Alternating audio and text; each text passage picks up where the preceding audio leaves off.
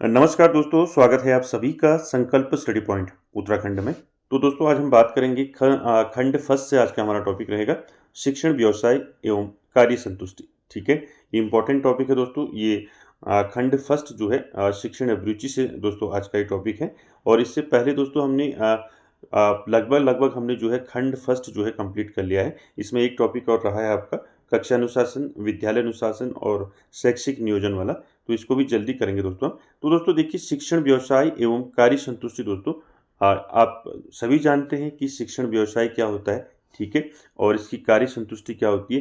तो इस पर चर्चा करेंगे दोस्तों, और आप सभी लोग दोस्तों वीडियो के एंड तक जरूर बने रहें। ठीक है, चलिए देखिए दोस्तों, शिक्षण जो है दोस्तों, टीचिंग जो है, केवल एक व्यवसाय नहीं है। यह एक ऐसा कौशल है, ऐसा स्किल है जो किसी भी विषय के विशेषज्ञ होने से कहीं आगे जाता है।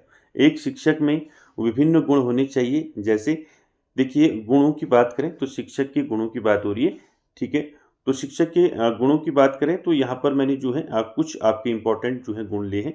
होने को आपके काफ़ी गुण होते हैं, ठीक है।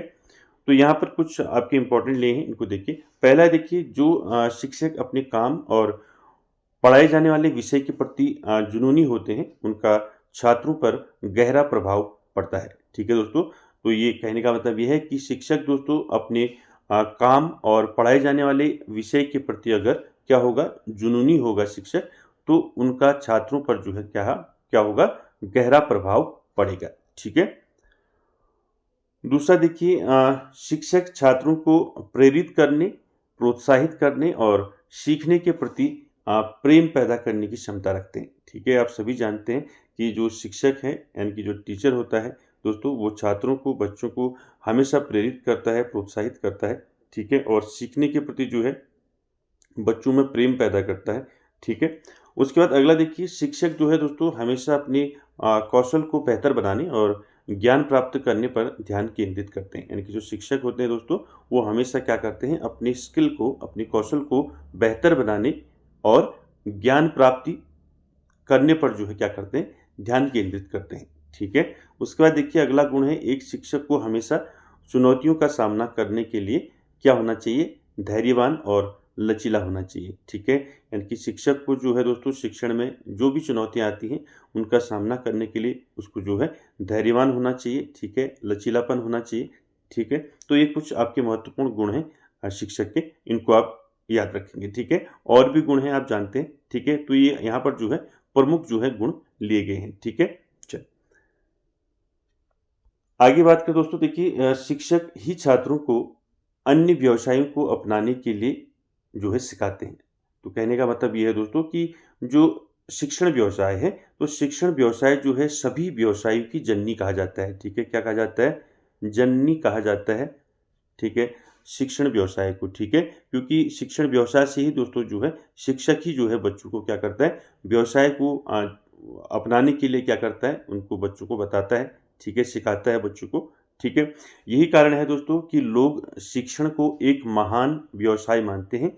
शिक्षक छात्रों के दिमाग को क्या करते हैं, ढालते हैं, उन्हें विभिन्न उपयोगी कौशल विकसित करने में मदद करते हैं, छात्रों को प्रेरित करते हैं और उनके आत्मविश्वास को बढ़ाते हैं। ठीक है, तो ये चीज़ें आप याद रखेंगे, आप सभी जानते हैं चीज़ें। ठीक है, अंडरस्टूड चीज़ें हैं। ठीक है, ये टॉपिक भी आपका वही है दोस्तों, अंडरस्टूड टॉपिक है। इसमें आप खुद भी जो है इसको जो है इसको तैयार कर सकते हैं। ठीक है, देखिए, शिक्षक ही छात्रों को क्या करता है, अन्य व्यवसायों को अपनाने के लिए सिखाता है। ठीक है, और यही कारण है कि लोग जो है क्या करते हैं, शिक्षण को जो है क्या कहते हैं, एक महान व्यवसाय मानते हैं शिक्षण को। और शिक्षक छात्रों के दिमाग को ढालते हैं, आप सभी जानते हैं, और उन्हें विभिन्न उपयोगी कौशल विकसित करने में मदद करते हैं। ठीक है, छात्रों को प्रेरित करते हैं टीचर। ठीक है, और उनका आत्मविश्वास बढ़ाते हैं। ठीक है, देखिए, शिक्षक जो है क्या होता है, राष्ट्र निर्माता है शिक्षक। ठीक है, जो हमारे समाज के भविष्य के स्तंभों का निर्माण करते हैं। ठीक है, हमारे समाज में सबसे मूल्यवान व्यवसायों में से एक के रूप में शिक्षण व्यवसाय को जाना जाता है। ठीक है, याद रखेंगे इसको। यानी कि शिक्षक क्या है दोस्तों, राष्ट्र का निर्माता है। ठीक है, और भविष्य जो है भविष्य के स्तंभों का निर्माण करता है। ठीक है, बच्चे के भविष्य का निर्माण करता है शिक्षक। ठीक है, उसके साथ ही साथ देखिए दोस्तों, शिक्षण व्यवसाय को भारत में सबसे महान व्यवसायों में एक माना जाता है। ठीक है, यानी कि जो टीचिंग प्रोफेशन है दोस्तों, इसको भारत में सबसे महान व्यवसायों में से एक माना जाता है, क्योंकि दोस्तों शिक्षण व्यवसाय समाज में सर्वाधिक सम्मान एवं प्रतिष्ठा प्राप्त करता है। ठीक है, यानी कि जो शिक्षण व्यवसाय में जुड़े हुए लोग हैं, ठीक है, यानी कि जो टीचर्स हैं, समाज में उनकी जो है दोस्तों, उनको सर्वाधिक सम्मान मिलता है, उनको प्रतिष्ठा प्राप्त होती है। ठीक है, शिक्षण न केवल एक व्यवसाय है, बल्कि सभी व्यवसायों की जननी भी है। ठीक है, मैंने अभी आपको ऊपर बताया कि देखिए दोस्तों, जो शिक्षण है, ठीक है, शिक्षण व्यवसाय है, वो सभी व्यवसायों की जननी है। ठीक है, इसी दृष्टि से शिक्षण व्यवसाय जो है दोस्तों, उत्तरदायित्वों से पूर्ण व्यवसाय है। ठीक है, उत्तरदायित्व से पूर्ण व्यवसाय है आपका शिक्षण व्यवसाय। ठीक है, और शिक्षण व्यवसाय को दोस्तों सभी व्यवसायों की जननी कहा जाता है। ठीक है, क्लियर है? तो यहाँ आप समझ चुके होंगे शिक्षण व्यवसाय के बारे में, शिक्षण व्यवसाय क्या है। ठीक है, अब देखते हैं दोस्तों कार्य संतुष्टि। ठीक है, कार्य संतुष्टि का मतलब क्या होता है कि शिक्षक अपने कार्य से कितना संतुष्ट है। ठीक है, देखिए कार्य संतुष्टि की बात करें तो कार्य संतुष्टि का अभिप्राय किसी कर्मचारी द्वारा उसके कार्य के प्रति निर्मित सामान्य अभिवृत्ति से है, या कह सकते हैं आप कार्य संतुष्टि दोस्तों, इसका मतलब है कि कोई व्यक्ति दोस्तों अपने काम से कितना संतुष्ट है। ठीक है, आप सीधे सीधे में जो है आपको ऐसे याद रखना है। ठीक है, कि कार्य संतुष्टि का मतलब क्या है? कार्य संतुष्टि का मतलब है कि कोई व्यक्ति अपने काम से कितना संतुष्ट है। ठीक है, यह किसी व्यक्ति की नौकरी के प्रति उसकी प्रतिक्रिया को दर्शाता है। ठीक है, कार्य संतुष्टि को कई तरह से परिभाषित किया जा सकता है। ठीक है, आमतौर पर इसे इस तरह से समझा जा सकता है कि किसी व्यक्ति को अपनी नौकरी से मिलने वाली आनंद या उद्देश्य की भावना। ठीक है, तो आप इसको ऐसे समझें कि कार्य संतुष्टि का मतलब है कि कोई व्यक्ति अपने काम से कितना संतुष्ट है। ठीक है, क्लियर है? चलिए अब देखेंगे दोस्तों कार्य संतुष्टि को प्रभावित करने वाले कारक। ठीक है, तो कहने का मतलब यह है कि कार्य संतुष्टि को हम कैसे बढ़ा सकते हैं। ठीक है, देखिए पहला है काम के प्रति धारणा।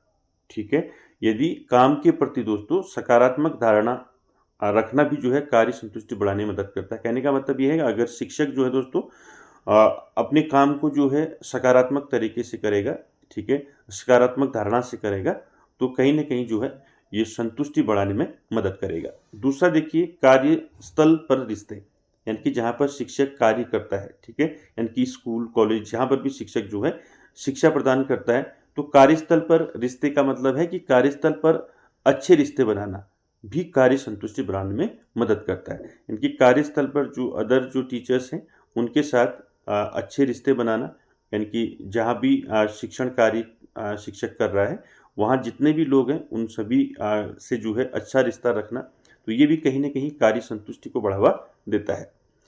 उसके बाद देखिए तीसरा है फीडबैक। देखिए उचित फीडबैक से विश्वास बढ़ता है।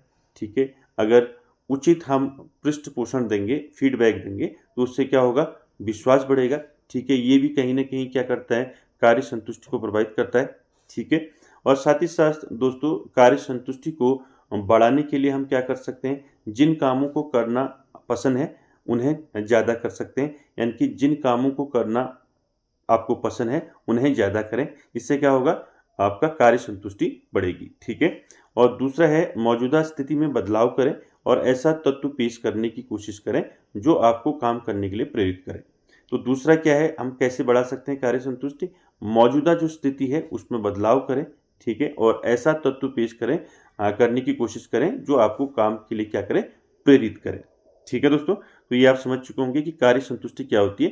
कार्य संतुष्टि होती है दोस्तों कोई व्यक्ति अपने काम से कितना संतुष्ट है उससे इसका मतलब लगाया जाता है, और यह किसी व्यक्ति की नौकरी के प्रति जो है उसकी प्रतिक्रिया को दर्शाता है। ठीक है, यहाँ पर कार्य संतुष्टि को प्रभावित करने वाले कारक हमने देखे, यानी कि जो कार्य संतुष्टि है उसको कैसे हम बढ़ा सकते हैं। ठीक है, मैंने आपको बताया कि काम की प्रति धारणा, कार्यस्थल पर रिश्ते, फीडबैक और ऐसे काम करना जो आपको पसंद हो, उन कामों को ज़्यादा करना। ठीक है, और मौजूदा स्थिति में बदलाव करना। ठीक है, यानी कि जिस स्थिति में आप जो है शिक्षक है वो अपनी स्थिति को क्या करें? उस स्थिति में बदलाव करें। ठीक है, और अपनी एक्टिविटी में बदलाव करें, ठीक है। और साथ ही साथ दोस्तों और काम करने के लिए क्या करें, खुद को प्रेरित करें, ठीक है। तो ये कुछ आपके जो हैं कार्य संतुष्टि को बढ़ाने के कुछ आपके कारक हैं, ठीक है। अब देखते हैं दोस्तों अध्यापक कार्य संतुष्टि मापने के आयाम, ठीक है। यानी कि जो कार्य संतुष्टि है, शिक्षक की जो कार्य संतुष्टि है उसको कैसे माप सकते हैं, ठीक है। देखिए, मनोवैज्ञानिक परिप्रेक्ष्य में जो है संतुष्टि एक ऐसी अनुभूति की अवस्था है जो व्यक्ति को पूर्ण निर्धारित उद्देश्यों को प्राप्त करने के लिए प्रेरित करती है। यह अनेक मनोवृत्तियों का योग है जिन्हें व्यक्ति अपने संपूर्ण जीवन में बनाए रखता है, ठीक है। याद रखें कि मनोवैज्ञानिक परिप्रेक्ष्य में दोस्तों संतुष्टि एक ऐसी अनुभूति है, ठीक है। अगर हम मनोवैज्ञानिक दृष्टिकोण से देखते हैं तो दोस्तों संतुष्टि क्या है, एक ऐसी अनुभूति की अवस्था है जो व्यक्ति को क्या करती है, व्यक्ति को पूर्ण निर्धारित उद्देश्य को प्राप्त करने के लिए क्या करती है, प्रेरित करती है, ठीक है। और यह अनेक मनोवृत्तियों का योग है, इसमें एक मनोवृत्ति नहीं है, ठीक है। इसमें अनेकों मनोवृत्तियां हैं, उनका योग है, ठीक है, संतुष्टि, जिन्हें व्यक्ति अपने संपूर्ण जीवन में क्या करता है, बनाए रखता है, ठीक है। और देखिए संतुष्टि आंकने के आयाम निम्न है, यानी कि कैसे हम अध्यापक कार्य संतुष्टि को माप सकते हैं, उसके मापने के आयाम देखें। तो आयाम दोस्तों क्या क्या हैं, देखिए। पहला आयाम है दोस्तों वेतन एवं अन्य उपलब्धियां, यानी कि शिक्षक का वेतन और उसकी उपलब्धियां जो है दोस्तों, इससे हम क्या कर सकते हैं, कार्य संतुष्टि को माप सकते हैं, ठीक है। दूसरा, सहयोगी अध्यापक से संबंध, ठीक है। यानी कि शिक्षक का अपने सहयोगी अध्यापक से संबंध से भी हम क्या कर सकते हैं, अध्यापक की कार्य संतुष्टि को माप सकते हैं, ठीक है। तीसरा, अध्यापक प्रधानाचार्य संबंध, इससे भी हम जो है कार्य संतुष्टि को माप सकते हैं। चौथा, अध्यापक विद्यार्थी संबंध, इससे भी हम जो है शिक्षक का जो है कार्य संतुष्टि माप सकते हैं। पांचवा देखिए, कार्य की स्थिति, ठीक है। इनकी कार्य की स्थिति से भी हम जो है, इनकी शिक्षक के कार्य की जो स्थिति है उससे भी हम उसकी जो है कार्य संतुष्टि को माप सकते हैं, ठीक है। छठा देखिए, कार्य का भार, ठीक है। यानी कि शिक्षक जो है शिक्षक पर जो है कार्य का भार कितना है, ठीक है। इससे भी हम जो है कार्य संतुष्टि को माप सकते हैं। उसके बाद देखिए पारिवारिक जीवन, इससे भी हम जो है कार्य संतुष्टि को माप सकते हैं। स्वतंत्रता, इससे भी माप सकते हैं। सामूहिक सहयोग की भावना से माप सकते हैं।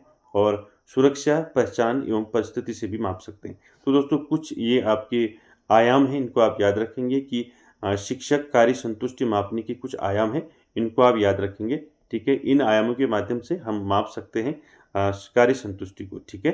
याद रखें इसको। तो दोस्तों इजी सा टॉपिक था, ठीक है। तो इसमें जो है ज़्यादा कुछ देखने की आवश्यकता है नहीं, ठीक है। तो आपने देखना है शिक्षक जो शिक्षण व्यवसाय है उसके बारे में। आप सभी जानते हैं, आप सभी शिक्षक बनने वाले हैं। तो शिक्षण व्यवसाय आप सभी जानते हैं कि शिक्षण व्यवसाय में जो है क्या-क्या जो है डिफ़िकल्टीज़ आती हैं और क्या-क्या जो है शिक्षक कार्य करता है, ठीक है। तो वही चीज़ है। और कार्य संतुष्टि की बात करें कि कार्य संतुष्टि मतलब है कि शिक्षक अपने कार्य से कितना संतुष्ट है, ठीक है।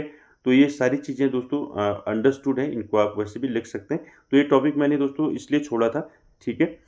तो अब दोस्तों आप समझ चुके होंगे, ठीक है।